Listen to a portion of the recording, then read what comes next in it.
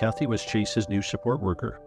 While others were instrumental in other areas of educational development, Kathy zeroed in on areas not taught in school: life skills, community interaction and conversation, and physical exercise. They often bantered back and forth over their activities when they were finished. Who had the lowest mini golf score? Who jumped the highest on the trampoline or ran the fastest up the hill?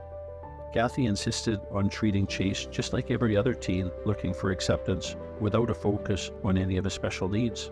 The day she asked him to go for a bike ride, Chase didn't banter back. Red rushed to his face. He walked away and she learned something new. It hadn't occurred to her that a 16-year-old as physically active as Chase wouldn't be able to ride a bike. When the kids were younger, we bought them bikes and tried to teach them to ride, except they couldn't.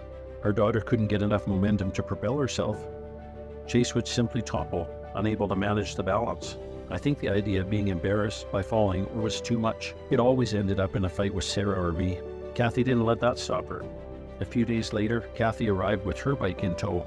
They wheeled the bike into the cul-de-sac and the lessons began.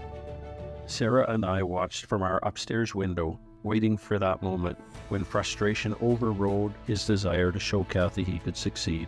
Kathy would help jog along until his lack of balance took over and the bike would tip to the side. We couldn't hear him, but the shake of his head was very loud. He paced around the bike every time he fell. A nod would eventually follow, and he would wheel the bike up to the top of the street again. I believe that if Kathy had asked him to jump off a bridge, he would have. He refused to concede to gravity that day. Eventually, Kathy let go of the bike, with pedals pumping. Chase was alone. Unaware she was not supporting him, he was propelling and balancing on his own. The minute he realized Kathy was no longer holding on, he toppled, but it was too late. He had discovered riding a bike is something he had the ability to accomplish. Chase looked up at us, grinning. I had goosebumps. I think Sarah did too. Eventually, our daughter Rebecca asked Kathy to teach her. It was harder. When Rebecca fell, her shorter legs couldn't prevent the skin from hitting asphalt. We waited for her tears of frustration. Not this time. She wasn't about to be outdone by her younger brother. 10 feet turned into 20, then turned into 50 before she toppled. Rebecca found the same magic.